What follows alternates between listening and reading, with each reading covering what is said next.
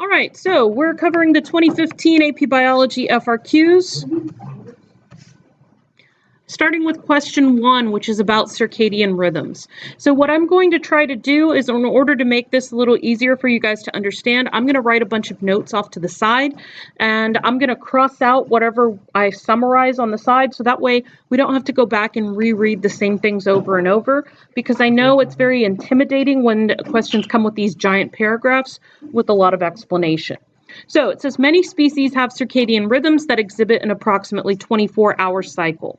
So the most important thing right there is that it's an approximately 24-hour cycle. Circadian rhythms are controlled by both genetics and environmental conditions, including light. So since they named it, it's probably going to be the environmental condition we're looking at. So what we've got from there is circadian rhythms. It's 24 hours-ish.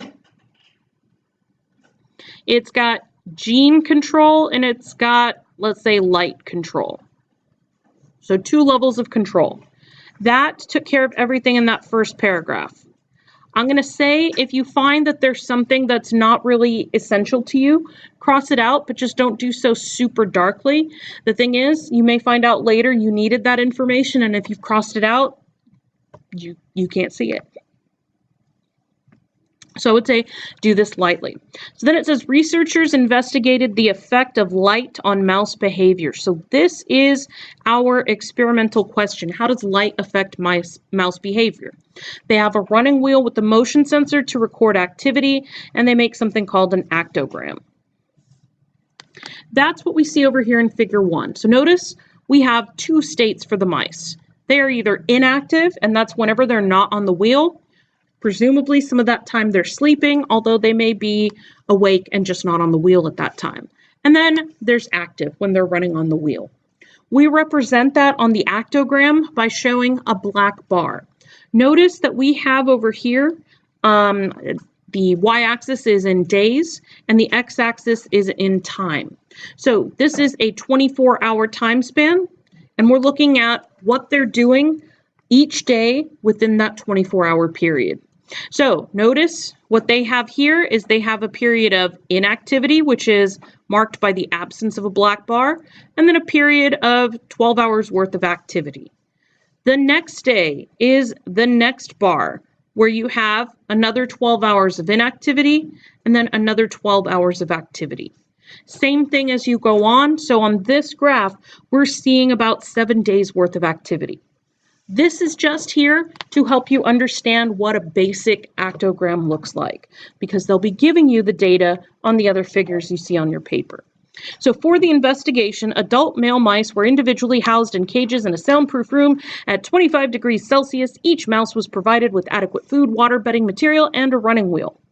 That is all just setting up experimental conditions, telling you that they are all living in identical conditions. So the only variable that should be acting is light. You don't need that.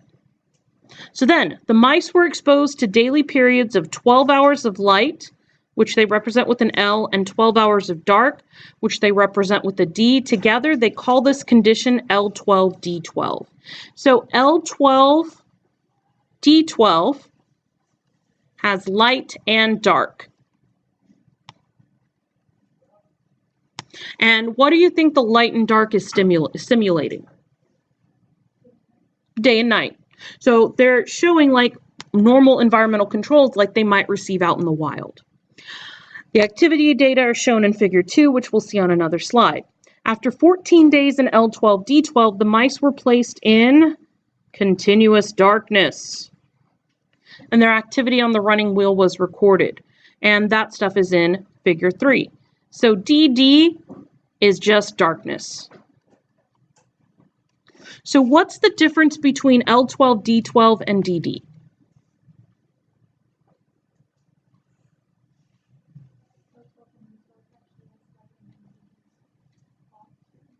Exactly. So this is a group with light as a stimulus. This is a group without light. So they are testing the effects of light. So to see what the effects of light are, you'll measure their activity with light and without light, compare the two, and any differences you notice should be due to the lack of light. Any questions? All right. So for A, it actually does not use the data in the questions. It's some general anatomy stuff. It says the nervous system plays a role in coordinating the observed activity pattern of the mice in response to light-dark stimuli. Describe one role of each of the following anatomical structures in responding to light-dark stimuli. So how many of these anatomical structures do we have? And we're supposed to describe one role for each of them. How many points do you think this is worth? 3 points.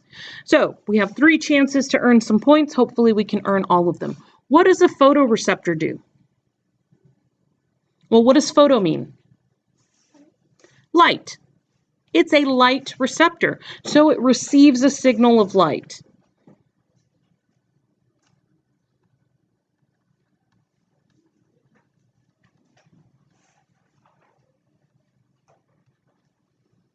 You could also say that they're like sensory input, or they send information into the nervous system. Any of those would probably work. What does the brain do once it gets light, that information about light?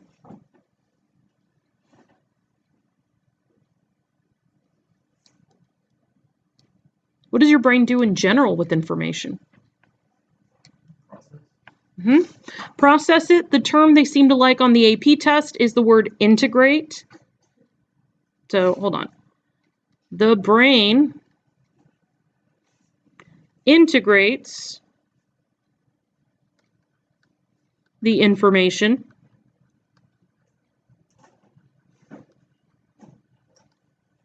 and then what does the motor neuron do?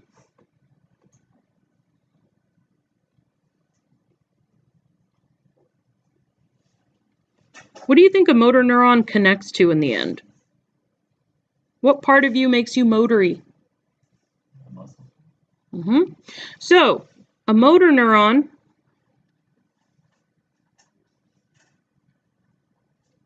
sends signals to muscles to initiate a response.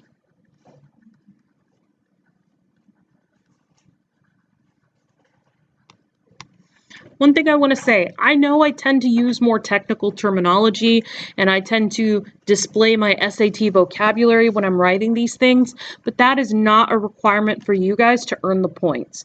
If you cannot remember a specific term, try describing it, because if you are describing something that was supposed to be the answer, that term that was supposed to be the answer, there is a chance you can still earn the point.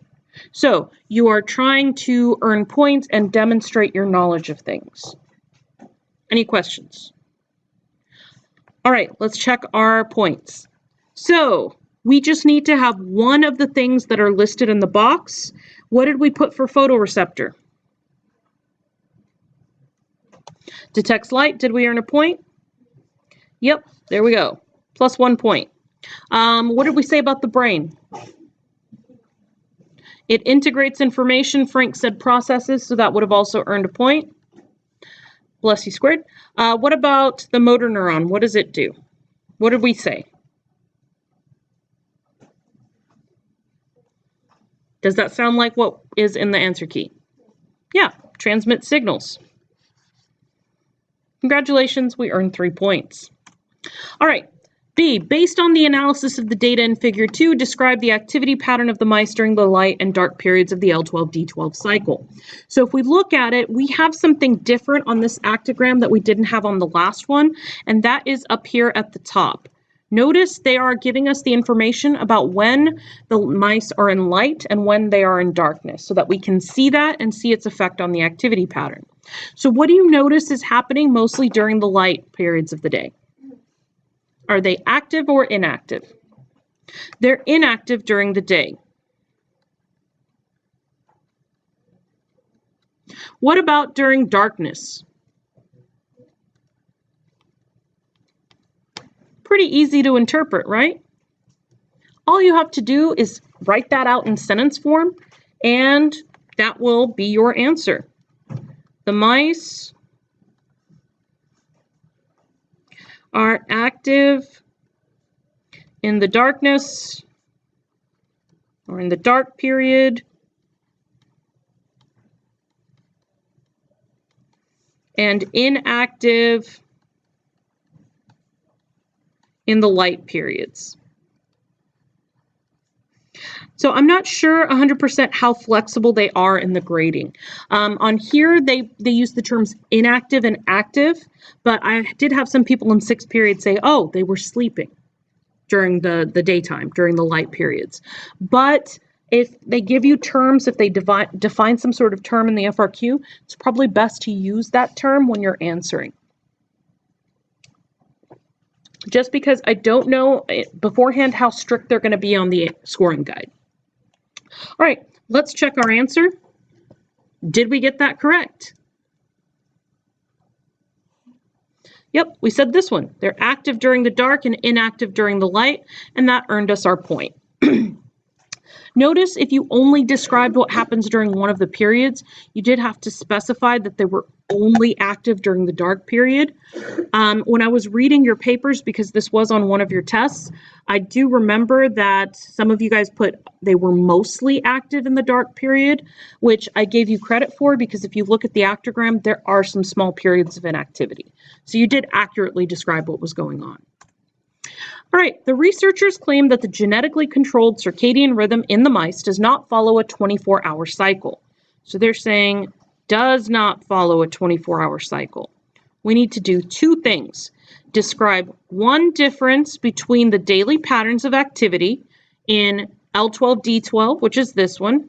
Where's the cursor? L12D12. And DD, which is down here.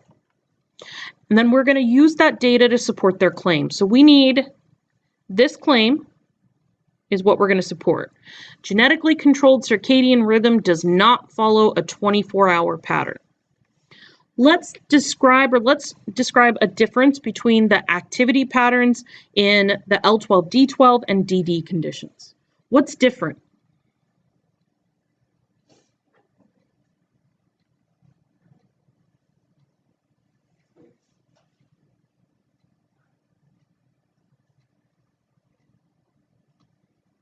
Well, are there differences?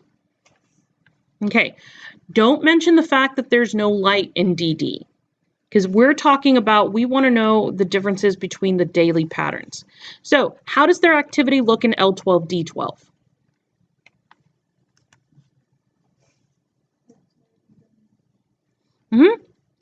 Mice have a regular activity pattern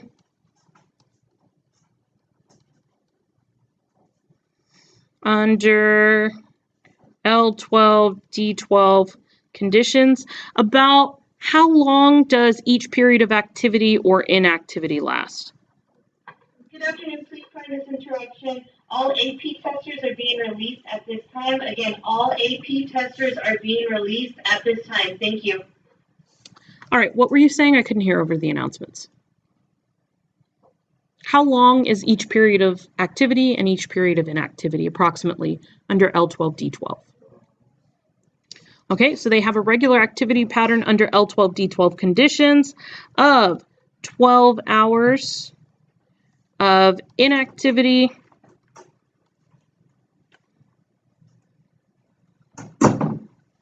and 12 hours of activity.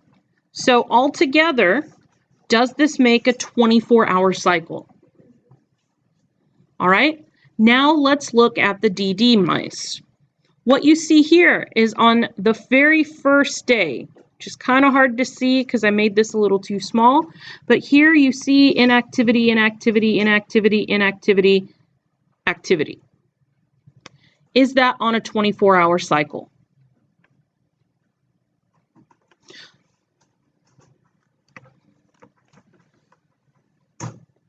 So what is the timing of that more like?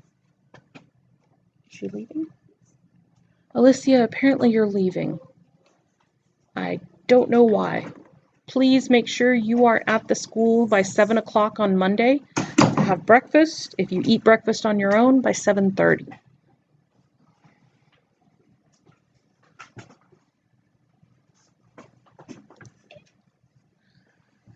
Have a good weekend. All right.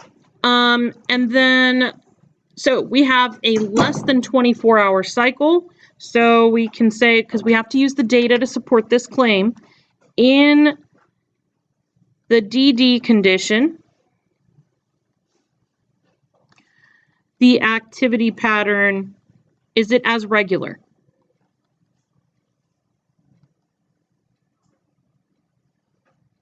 Is the activity pattern as regular in the DD condition as it is in the L12-D12? The activity pattern is more, sorry, I was going to write pattern, is more irregular. And how long does it last? And each period of activity or inactivity lasts, is it more or less than 12 hours, you think?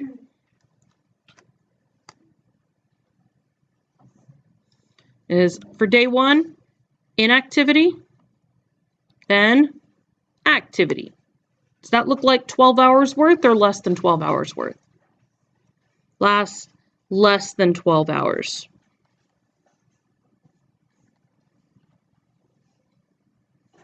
As seen in figure 3. All right, so let's take a look at the scoring guide and see if we earned enough points. So for our description, we have a couple of things. We said that the active-inactive period is shorter than 12 hours every day in the darkness conditions. The support, oh, I do this every time. Okay, I forget to do the support correctly because I refer back to the diagram, sorry. Without light, your active-inactive periods are determined only by the genetically controlled rhythm. Because remember, we have 2 ways of controlling this, genes or by light. What did we take away in the continuous darkness? So we took away the light, so the only thing controlling the circadian rhythm was the gene. And so the genes controlling the circadian rhythm were not setting it on a 24-hour pattern. Does that make sense? My apologies for that. The irony is, I went over this question less than an hour and a half ago. All right. To investigate the claim that exposure to light overrides the genetically controlled circadian rhythm, the researchers plan to repeat the experiment, but this time they're making mutant mice lacking a gene that controls the circadian rhythm. So remember, we have 2 things controlling this. We have the gene and we have the light. For these mutant mice, are they missing one of those? What are they missing? They're missing the gene. So we're removing the genetic control. Now they want us to predict the observed activity pattern under L12-D12 conditions and under DD conditions. So remember, L12-D12 conditions, that's plus light. Do they still have anything controlling their circadian rhythm? If you have 12 hours of light and 12 hours of darkness, is that a cue to help control your circadian rhythm? Yes, that's the light cue. So, what pattern of activity would you expect for the L12-D12 mice?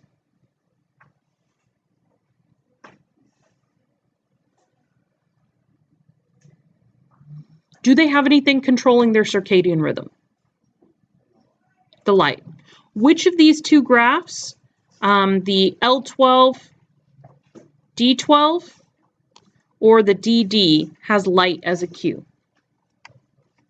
L12-D12. So since they are able to respond to light, when you have that light cue, they should have the same activity pattern. So what do you predict the activity pattern of the mutant mice will be for L12-D12?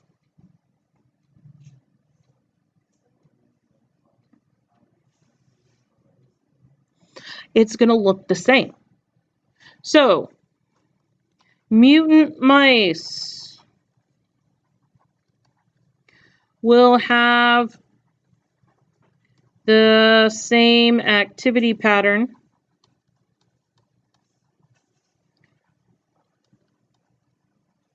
as normal mice under L12, D12. Now let's talk about the DD. We've taken out their genetic control of their circadian rhythm. Now with continuous darkness, we're removing the light. Now what's controlling their circadian rhythm? Nothing. So in DD conditions, what would you expect? Okay, so in DD conditions, mutant mice would show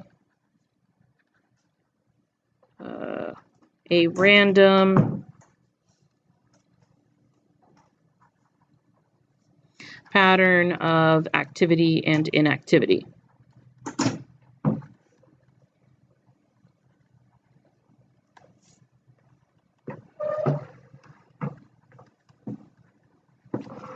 Sound good? Did I miss anything?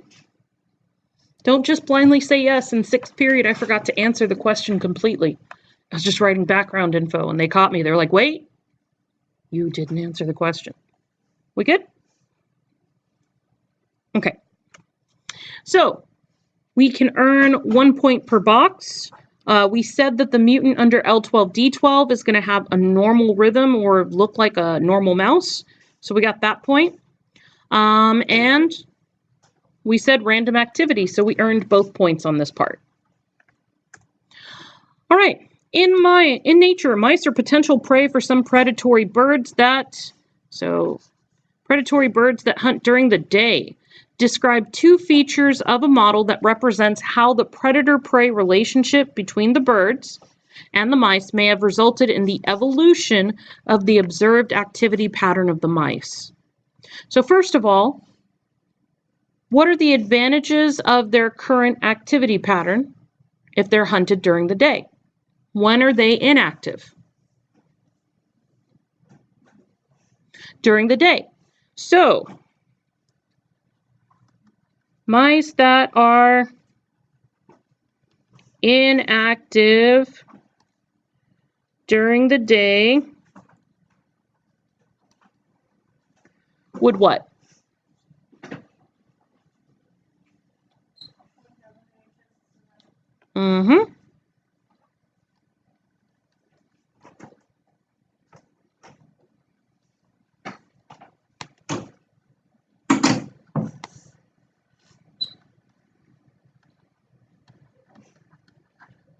So if they have a higher chance of survival, what are they going to be doing more of?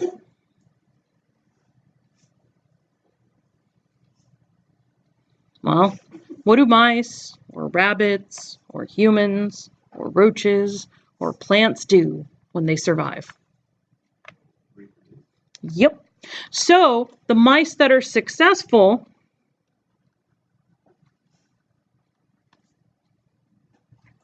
I was going to say inactive mice, but I can say inactivity during the day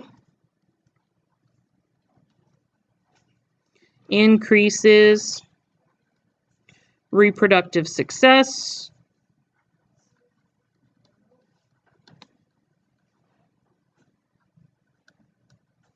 and changes allele frequencies.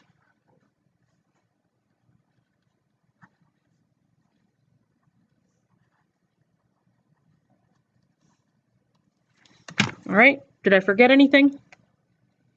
Let's check the scoring guide then. All right, so we get 1 point for each of these. We say that there is selection against individuals that are active during the day because we said they're less likely to survive. Or we actually said, one of these. It's kind of weird, we phrased it a little different, but we earned that point. Then, reproductive success, well, we said they would be more successful at reproducing, so we earned the 2nd point. All right, you have never seen this question before because we haven't had a test over this material yet.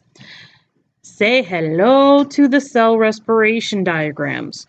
This is about the level of information you need to be able to interpret. You do not need to be able to produce something like this straight from the top of your head. But you do need to be able to look at diagrams like this and be able to at least partially figure out what's going on. So you do have a kind of version of this in your notebook with the big piece of notes that I drew and printed for you guys. So let's look at the question. It says cell respiration includes the metabolic pathways of glycolysis, the Krebs cycle, and the electron transport chain, as represented in the figures. In cell respiration, carbohydrates and other metabolites are oxidized, and the resulting energy transfer reactions support the synthesis of ATP. So they're basically saying you oxidize carbs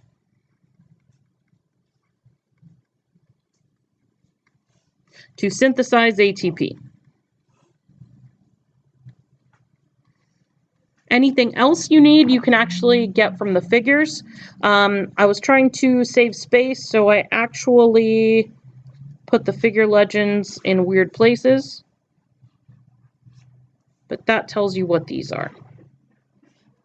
By the way, do you want to write out electron transport chain 5 times? Ain't nobody got time for that. What you can do is when you're writing your response, the first time you use the term electron transport chain, write in parentheses after that, ETC, the abbreviation, and then you can use that for the rest of the question. All right.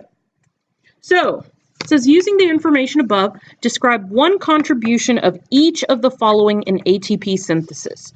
So notice it's catabolism of glucose and glycolysis and pyruvate oxidation. That's figure 1. Oxidation of intermediates in the Krebs cycle, that's figure 2. Formation of a proton gradient by the electron transport chain, that's figure 3. Do you need to remember what oxidation is at this point to answer this question?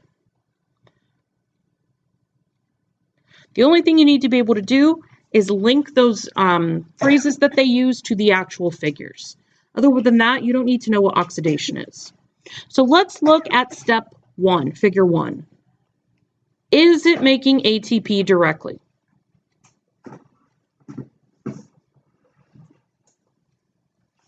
Look at figure 1, guys. Are we making any ATP directly?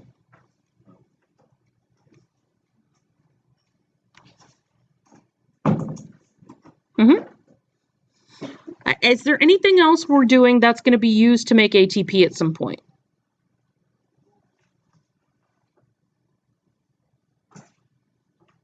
What else is coming out of there besides like the acetyl-CoA and the CO2? So NADH is carrying what from here?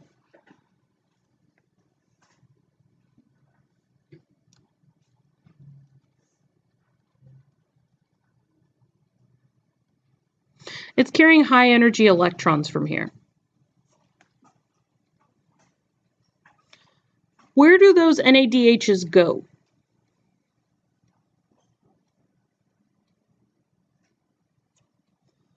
Well, notice we're also producing some NADHs here, and even an FADH2. All of that stuff goes to the electron transport chain.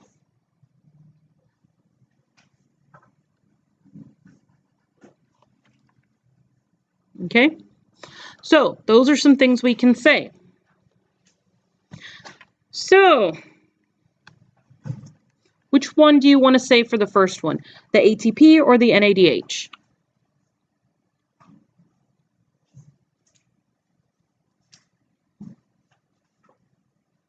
Just pick one.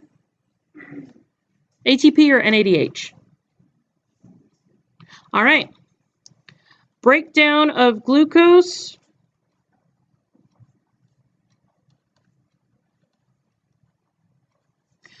During glycolysis, so they know which one I'm talking about. Supplies the energy.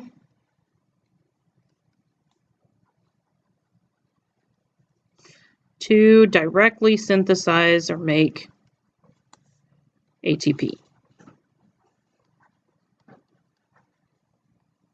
Okay.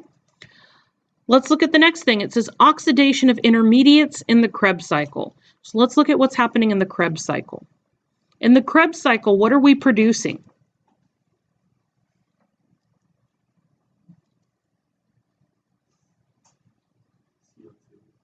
Okay, what else? NADH. Anything else? GTP. That's not going to be used to make ATP. That's just used directly for energy. And what else?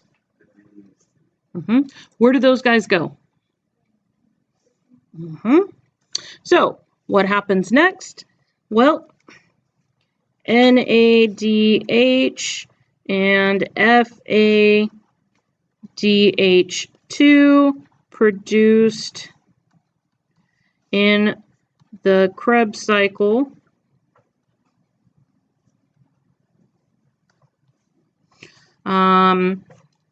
quick question. So they go to the electron transport chain, right? What do you think they're giving to the electron transport chain? An electron, because, you know, that's what it's transporting. So they are produced in the Krebs cycle, are, we'll just say used by the electron transport chain.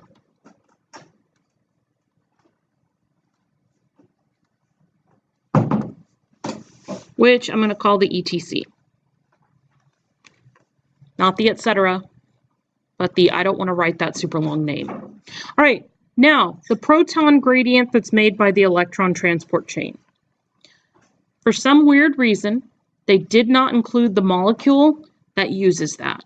But do you guys remember what we use this proton gradient here for? Excellent. We use it for ATP synthase. The proton gradient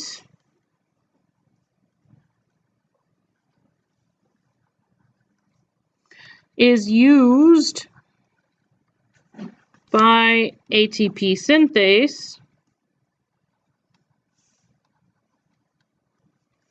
to drive ATP synthesis.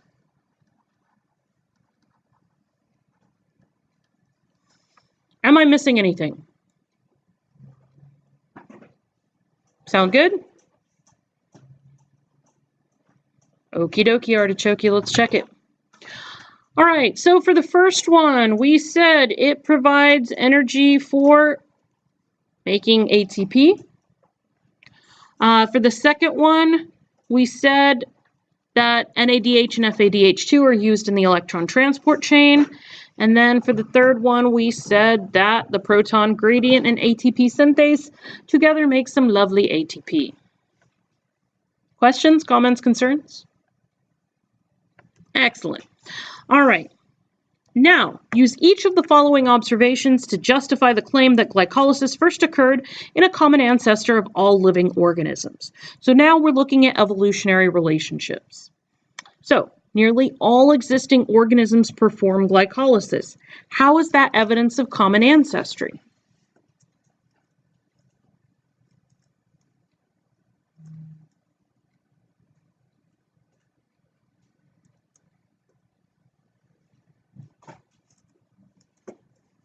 What are our pieces of evidence for common ancestry? Just name some.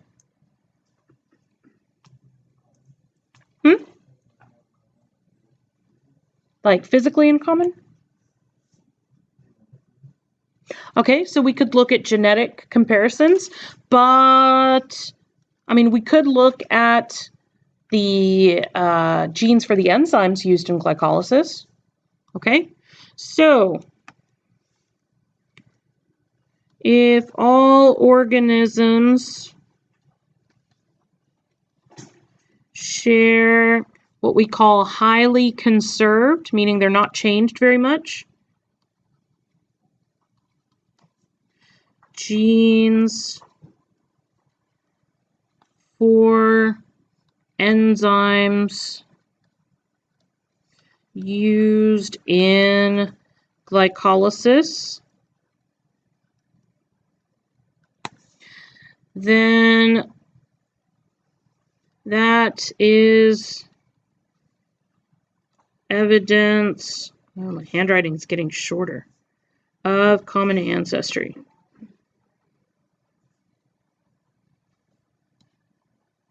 Next, glycolysis occurs under anaerobic conditions. What does anaerobic mean?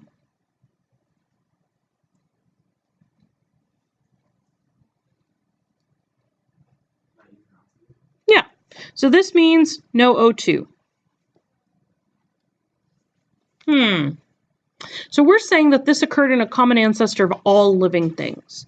The last common ancestor of all living things probably lived somewhere between 2.5 to 3.5 billion years ago.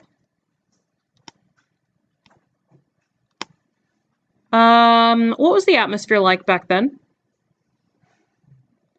Would you be able to breathe well in that atmosphere? No, you would die. Why? There was an atmosphere. No, I mean, there were probably some toxic gases floating around, but that's not why you would die. That might kill you a little slower. Something else would kill you within a few minutes. Why do we breathe?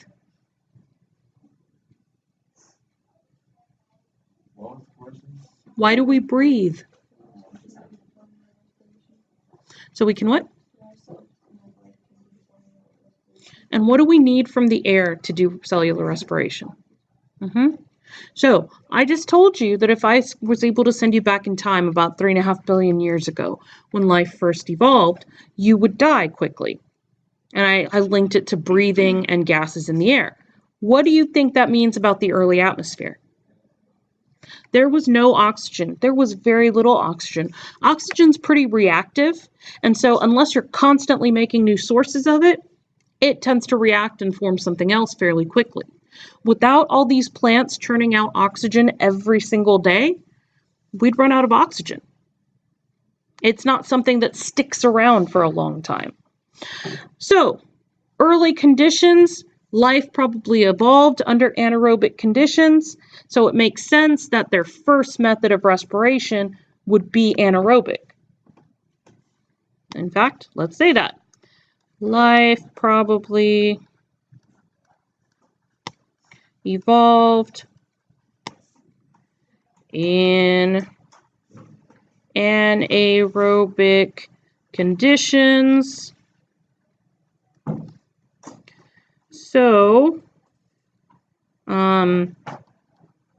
the only possible respiration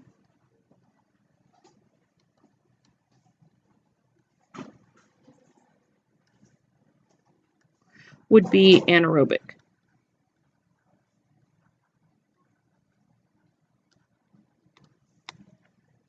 All right, and then finally, glycolysis occurs only in the cytosol. Let's take another evolutionary trip down memory lane. The first cells were what type of cells?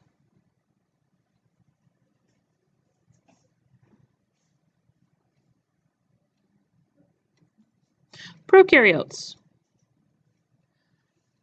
What kinds of organelles do they have inside?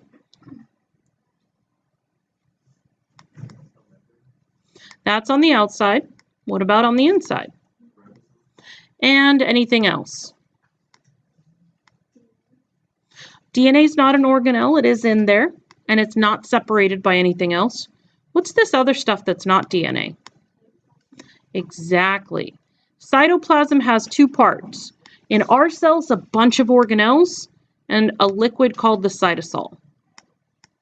So, in prokaryotic cells, in the original cells, they didn't have anywhere else to perform glycolysis. They just performed it in the cytosol. That's all there was. The whole darn cell is cytosol. What happened when eukaryotes evolved?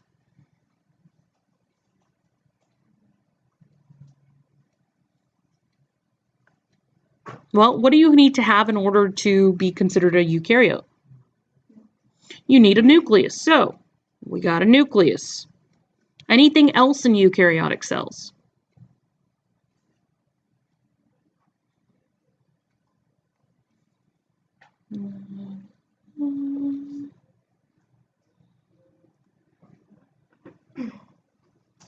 Yes, I know it's a crappy drawing. am I drawing? It's no longer a prokaryote. I just drew a bunch of endoplasmic reticulum around the nucleus and some Golgi. But what does it still have that the prokaryotic cell had? Cytoplasm, cytosol. And so with that, you see, if it evolved to happen in the cytosol, that could have happened before these organelles developed. So, glycolysis predates the evolution of eukaryotes.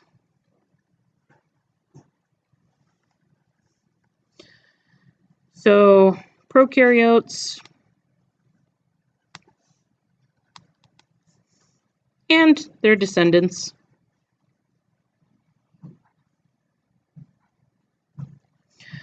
would perform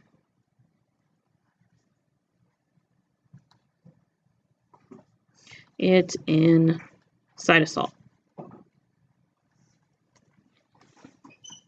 Does that sound okay?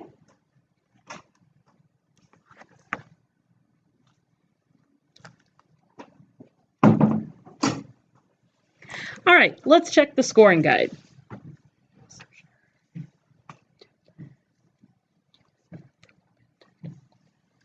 All right, so first observation, nearly all existing organisms perform glycolysis.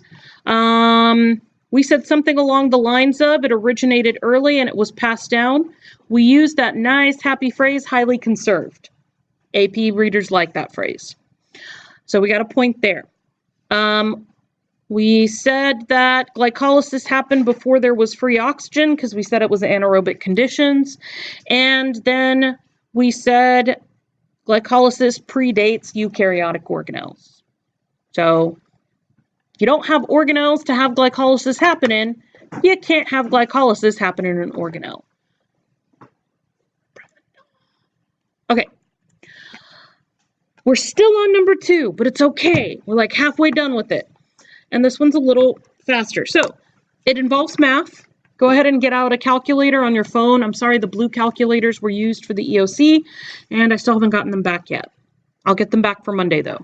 A researcher estimates that in certain organisms, the complete metabolism of glucose produces 30 molecules of ATP for each molecule of glucose. I'm going to write myself notes out to the side. So 30 ATP come from 1 glucose. The energy released from the total oxidation of glucose under standard conditions is 686 kilocalories per mole. So that's the energy for glucose. That's how much energy the molecule contains.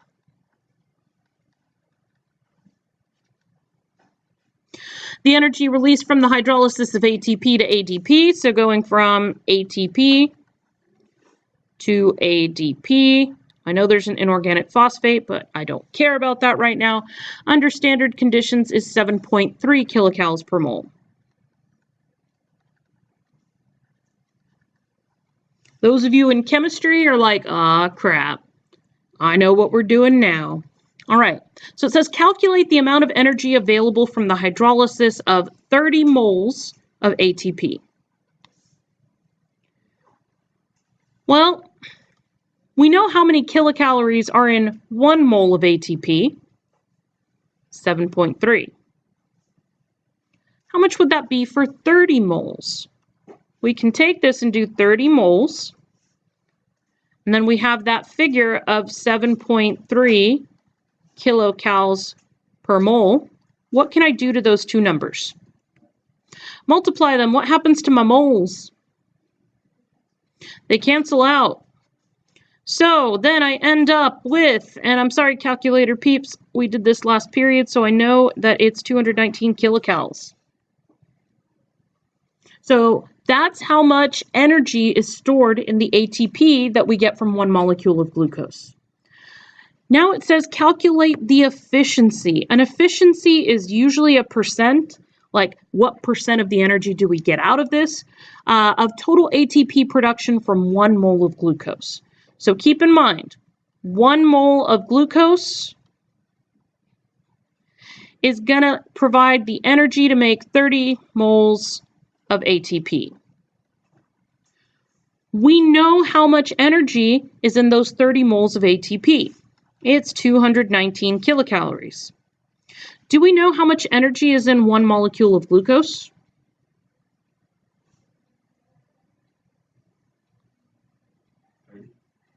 That's how many ATP. How much energy? That's in those 30 ATP. 686. They told us in the question. Remember right here, I wrote glucose has 686 kilocalories per mole. So 1 mole of glucose has 686 kilocalories.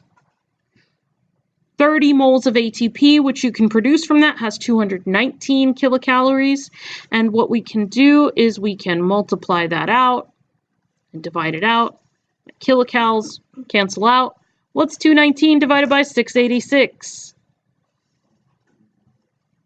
All right, 0.319. So we're going to say 32%. You could do 31.9%. You could do 31%. All right, then describe what happens to the excess energy that is released from the metabolism of glucose. Where does that extra energy turn into? Heat.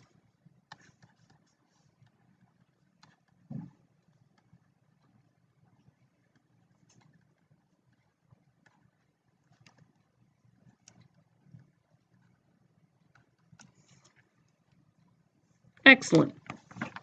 Any questions? In the interest of finally escaping number 2, we're moving on to the scoring guide. As you can see, we got everything right, 219 kilocalories, between 31 and 32%, and the fact that that energy is released as heat. Let's look at this. The enzymes of the Krebs cycle function in the cytosol of bacteria. So we're talking about the Krebs cycle now. But among eukaryotes, the enzymes function mostly in the mitochondria. Pose a scientific question that connects the subcellular location of the enzymes in the Krebs cycle to the evolution of eukaryotes. So, what's a subcellular location, you think? An organelle, something within the cell. So, in prokaryotes, where does the Krebs cycle happen?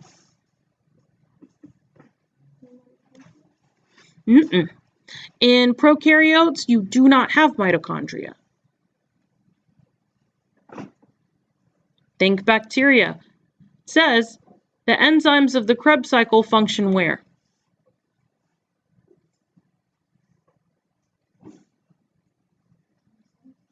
In the cytosol. So the Krebs cycle is happening just floating out in the cell somewhere. What about in a eukaryotic cell? All right, it's happening in the mitochondria.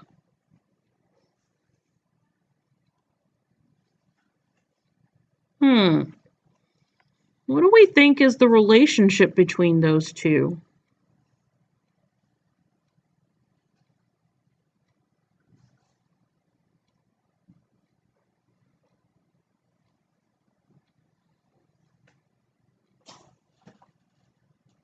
What do we know about mitochondria? Powerhouse of the cell makes ATP. What makes it special? Out of all of your organelles, it's the only one that has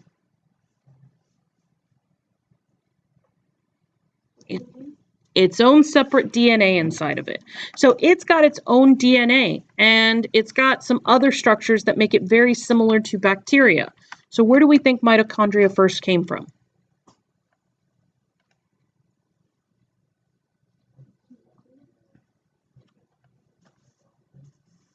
It was its own organism, and then what happened?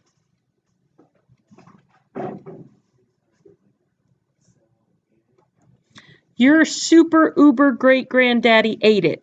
How dare you? That woke some of you up. Yes. So somewhere back in the way, our ancestors were hungry and trolling for food and found this lovely little tasty bacterium, ate it, and forgot to digest it. I don't know about y'all. I would be happy if I forgot to digest some of the stuff I ate. But anyway, those bacteria lived inside of our cells until eventually they decided, I'm just going to give up and work with you.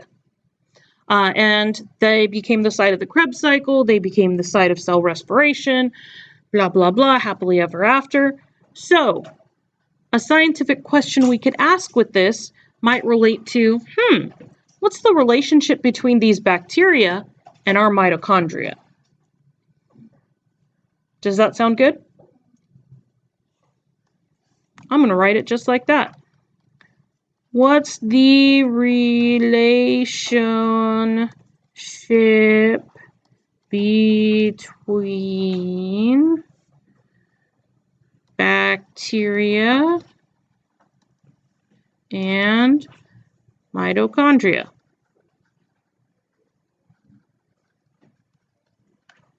And let's see what the scoring guide says. It says anything that relates the mitochondria to those bacteria, something along the lines of what we know as endosymbiotic theory, our ancestor ate a mitochondrion and kept it alive, something like that earns you a point. If this question stressed you out because you didn't quite get what they were asking, like pose a scientific question, it's only worth 1 point. So if you wanted to just skip it for now, come back to it later when you have more time, feel free. By the way, speaking of which, here is the order in which I suggest you do your FRQs. So you might want to write this down. You should do 1 and 2 first. Why? Because they're both 10 points. You are in it to get points. That is your job the day of the test. You want to get the maximum number of points possible because the more points you get, the higher the score you can earn. But here's the thing. It's not just about the total number of points you get. It's very hard to say, oh, you need this many points to get a 3 on the AP test. Because the thing is, when they do the scores, they actually do a comparison between your scores and everybody else who takes the test anywhere. So they'll graph them out. And then what they'll do is they'll say, okay, this average chunk, those are 3s. Just above average, those are 4s. The peak, that's 5s. Just below average, that's 2s, and then the bottom rung is 1s. But the thing is that, let's say this year they gave you an extra hard test, which hopefully they won't. If that happened, you might see a difference in the distribution of the scores.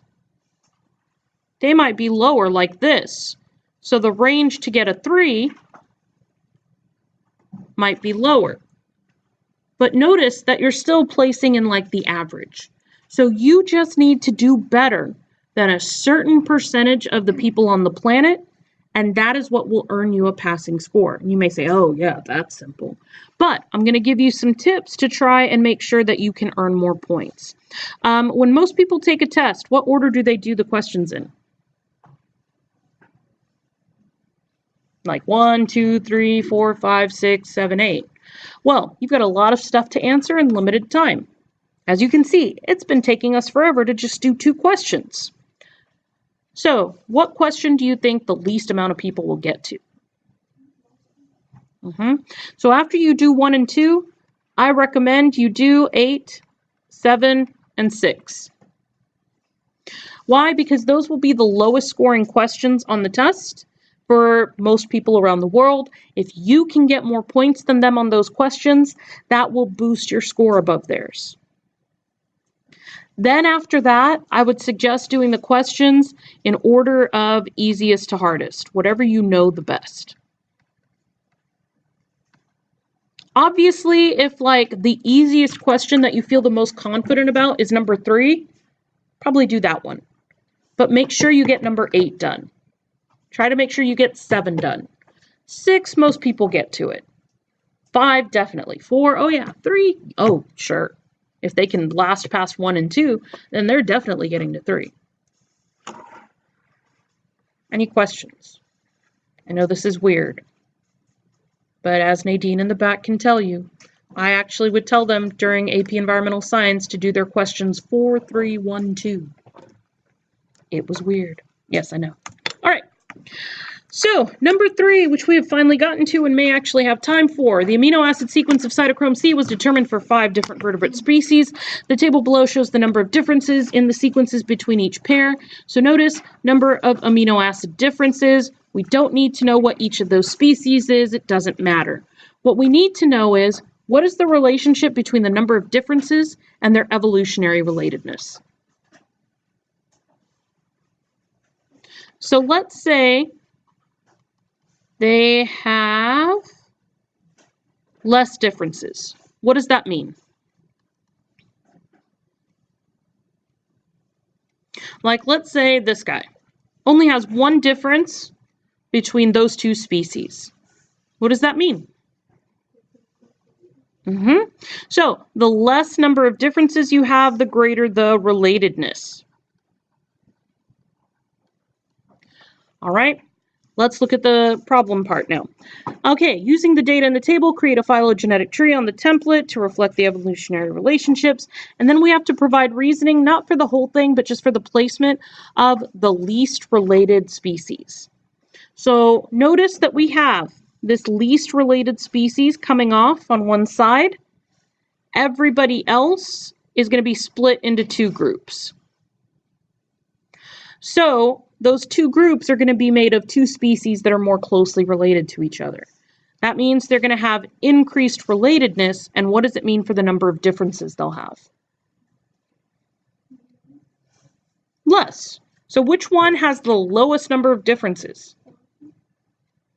Which one? E. africanus and E. ferus? Okay, so E. africanus and E. ferus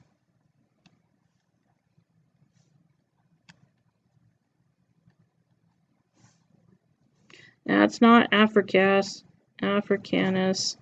E. ferus. Whoa.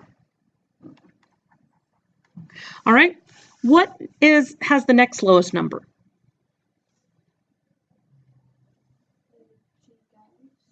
Yep, G. gallus and A. forsteri. So they are probably on another branch. Oh, A. forsteri. Who's got the least relationship with everyone else?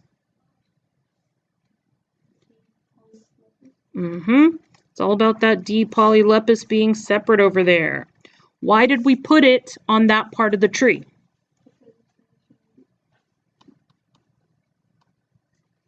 D. polylepis has the most amino acid differences,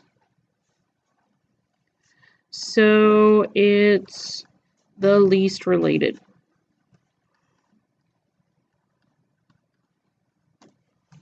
Okay, let's check on the scoring guide. So the scoring guide has 2 points. You get 1 point for the phylogenetic tree. It says that when it says there can be free rotation around the nodes, that means that you can put these in any order, you can put these in any order, or you could switch the groups. As long as you don't put like G. gallus with E. africanus or any of those with D. polylepis, you're good on earning points. The reasoning, it's got the most differences in amino acids, and so therefore it's the least related. Got that right. Nice work. B, identify whether morphological data or amino acid sequence data are more likely to accurately represent the true evolutionary relatedness among the species and provide reasoning for your answer. What is morphological data? So we're looking at body shape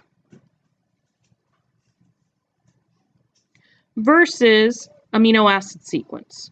Which one of those is more trustworthy or is going to give you the more accurate results? So, amino acid sequences,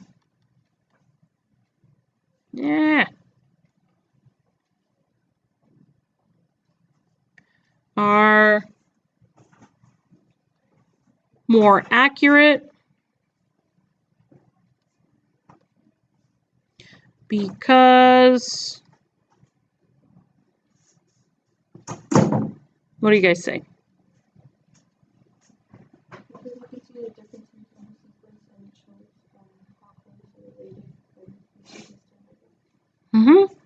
Because we'll say like molecular evidence.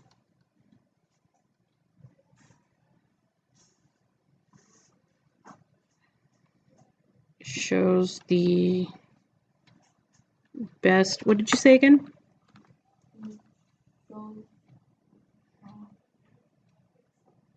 I think I phrased it weirdly for you.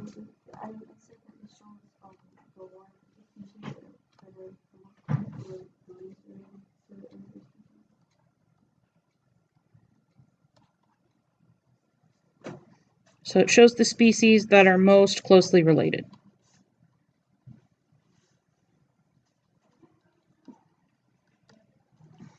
All right, let's check our answer. So if we picked amino acid or molecular data, which we did, then we use this section, and I don't know what happened with that line. So our reasoning, we could say something like, what we did say, molecular data directly shows the evolutionary pattern, or we could have said something along the lines of morphology can trick you because you can have outwardly similar appearances but have vastly different DNA. Okay. We've got 10 minutes. I think we can get 4 done. Both mitosis and meiosis are forms of cell division that produce daughter cells containing genetic information from the parent cell. Describe 2 events that are common to both mitosis and meiosis that ensure the resulting daughter cells inherit the appropriate number of chromosomes. So they're going to be inheriting the appropriate number, and we're looking for common events. What's similar about mitosis and meiosis?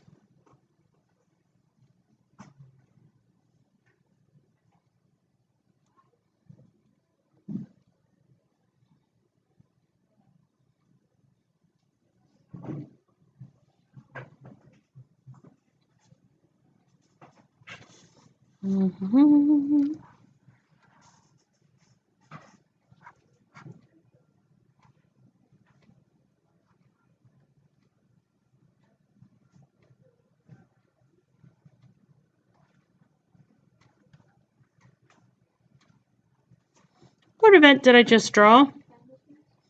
They're splitting apart. Preceding that,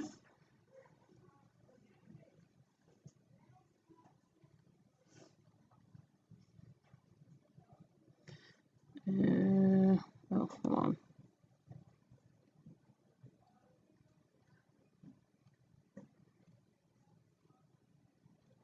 What did I just draw?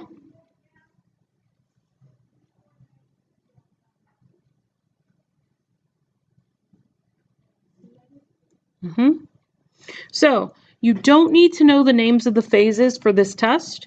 If you do, hey, more power to you. You can use them, but you might want to describe what's happening. So during metaphase, what are the chromosomes doing? Chromosomes line up at the center. During anaphase, what is happening?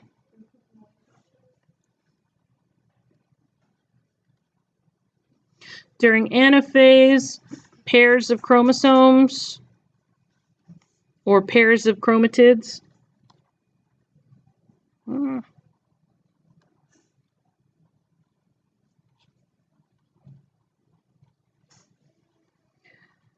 are pulled to opposite sides of the cell.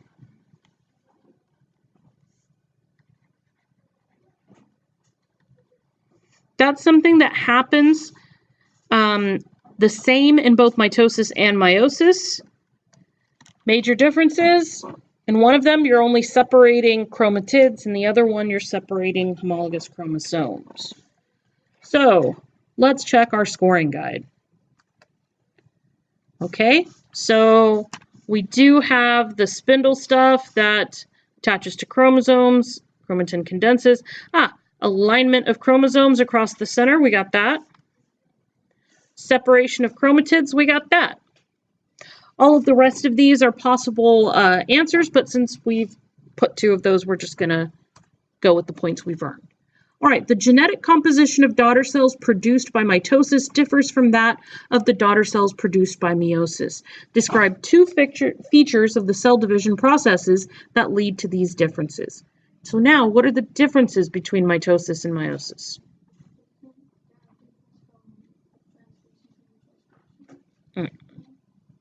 We're not doing any transcription at this point because our DNA is all coiled up. Okay, so one produces sex cells, but we want to describe features of the cell division processes, not the results. So, mitosis.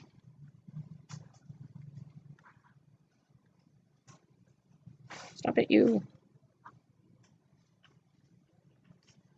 Produces what types of cells? Are they genetically identical or genetically different? They're identical. What are you separating during mitosis? Yes, but what particular name for these X's that you see here? A more particular name. They're pairs of sister. In mitosis, pairs of sister chromatids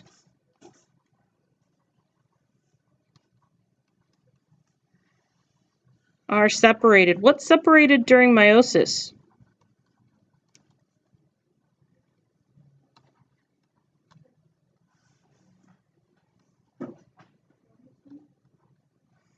Whole chromosomes are separated. What are those particular chromosomes? We have a name for them.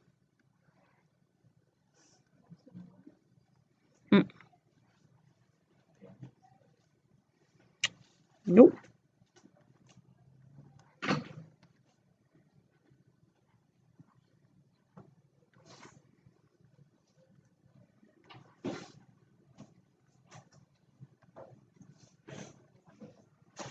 That's meiosis I'm drawing. What are you separating at this stage? Right here. But what types of chromosomes? Do you just like send chromosome 1 to one cell and chromosome 2 to another cell and then chromosome 3 to that first cell? And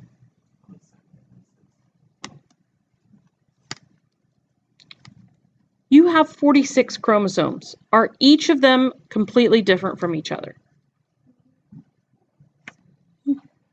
No. We are diploid. We have 2 sets of each chromosome. So what is separating during meiosis are homologous chromosomes.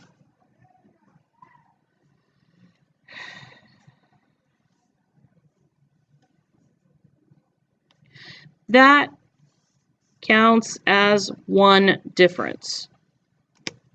What else do you notice that's different about these 2 processes? So, mitosis has 1 division.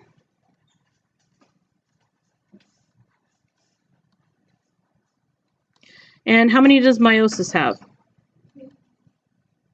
Meiosis has 2 divisions. All right, let's check the scoring guide. So the number of divisions, we got that.